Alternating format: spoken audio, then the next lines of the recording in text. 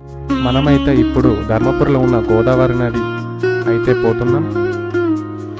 ఇది వచ్చేసి అయితే ధర్మపురి మెయిన్ ఎంట్రన్స్ లోపలికి పోవడానికి. ఇక్కడే మనకు లక్ష్మీ నరసింహస్వామి కొలువు తీరి ఉన్నాడు పట్టణంలో, ధర్మపురి పట్టణంలో. ఇక్కడ నుంచి అయితే మనం ఎలా ఉందని చూడడానికి అయితే వెళ్తున్నాం. ప్రస్తుతం మనం దారికుంటూ వెళ్ళేటప్పుడు అయితే వినాయక మండపాలు అయితే వాటిని అయితే చూసి కూడా వెళ్దాం ఒకసారి. చాలా పెద్దగా మండపాలు అయితే చాలా పెద్దగా ఉన్నాయి. వినాయక విగ్రహాలు కూడా చాలా పెద్దగా ఉన్నాయి. ఈ ధర్మపురిలో అయితే 12 సంవత్సరాలకు ఒకసారి అయితే పుష్కరాలు అయితే జరుగుతాయి. ఇక్కడికైతే అప్పుడు చాలా మంది జనాలు అయితే వస్తారు.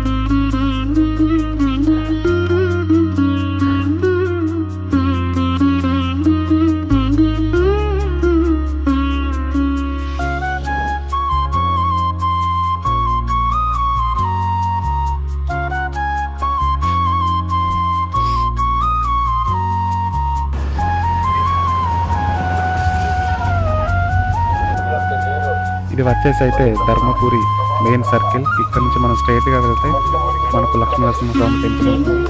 ఆ టెంపుల్ ఆపోజిట్ నుంచి అయితే మనం గోదావరి నదికి అయితే తేలిగ్గా వెళ్ళచ్చు.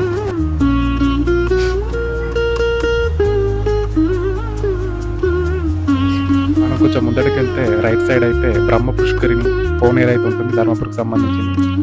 మనమైతే ఆల్మోస్ట్ ధర్మపురి టెంపుల్ ఎంట్రన్స్ దగ్గరికి అయితే వచ్చేసాము.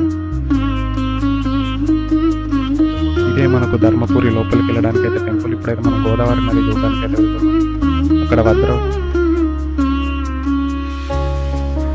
అక్కడైతే వరద ఉధృతి ఎలా ఉందనేది చూడడానికి అయితే వెళ్తున్నాం ప్రజెంట్.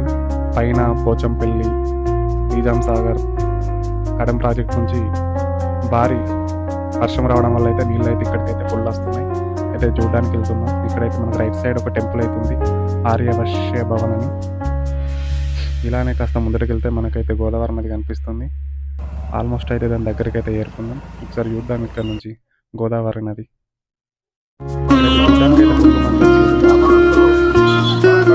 వీడియో ఎందుకు తీస్తున్నామంటే అందరికి వెళ్ళడానికి గోదావరి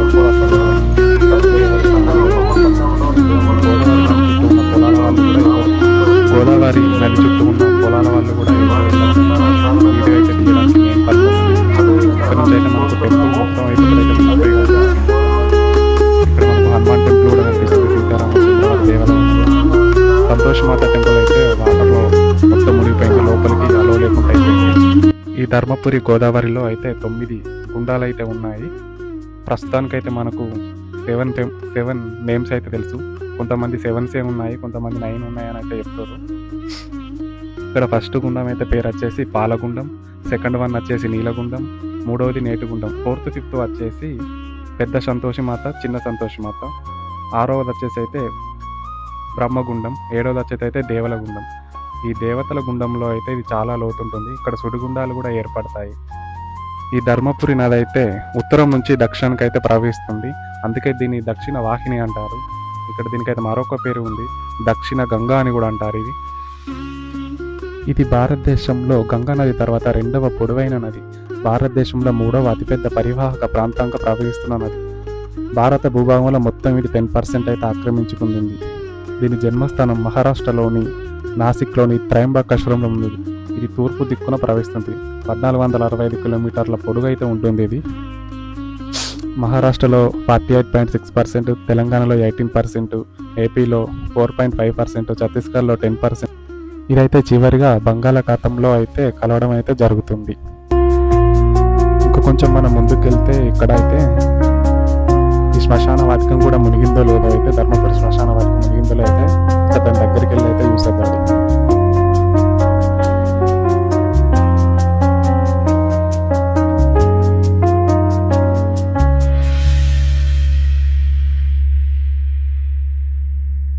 ఇక్కడైతే మనకు విపత్తు నుంచి రక్షించడానికి, అగ్నిమాపక నుంచి రక్షించడానికి అయితే ఇక్కడైతే మనకైతే వాహనం ఉంది ముందు జాగ్రత్తగా. ఇలానే మనం అయితే శ్మశాన వారికి వచ్చాము. ఇక్కడ ఎలా ఉందో అయితే చూద్దాం.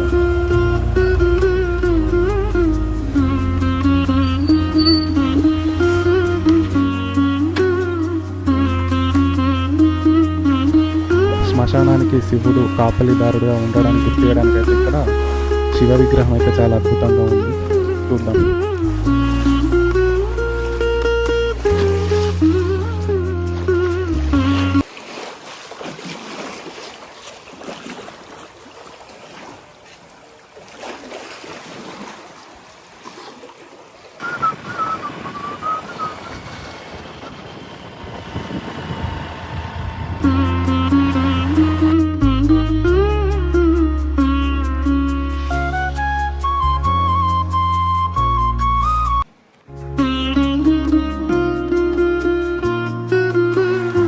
ఇది వచ్చేసి అయితే రాయపట్నం బ్రిడ్జి. ఇక్కడ ఒకటైతే గూడెం సత్యనారాయణ టెంపుల్ ఉంటుంది, దాన్ని కూడా చూడాల్సిన ప్రదేశం. అది మీకు తర్వాత వీడియోలో అయితే చూపిస్తాం. ఇక్కడ మనం చూసుకుంటే అయితే చుట్టుపక్కల పొలాలు అయితే దరఖాస్తు ఎత్తకుండా అయితే మునిగినట్టు కనిపిస్తున్నాయి. ఎవరైతే ఇప్పుడైతే ఇక్కడికైతే రావద్దు. చుట్టూ అయితే లొకేషన్ చాలా అద్భుతంగా ఉంది, చూడండి కొండలు. ఒకసారి గోదావరి ఉపనదుల గురించి తెలుసుకున్నామంటే ఎడమవైపు కుడివైపు రెండు దిక్కులు కలుస్తాయి. మనం ఎడమవైపు నుంచి కలిస్తే బంగంగా, గంగ, సుధాన, పూర్ణ, గంగ, ప్రాణహిత, ఇంద్రావతి, కలిపేరు, శబరి. కుడివైపు కలిసేటైతే నసర్తి, ప్రవర, సింబాన, మంజీరా, మనైర్, కిన్నెరసాని. ఇలాంటి వీడియోల కోసం అయితే మా ఛానల్ అయితే సబ్స్క్రైబ్ చేసుకోండి.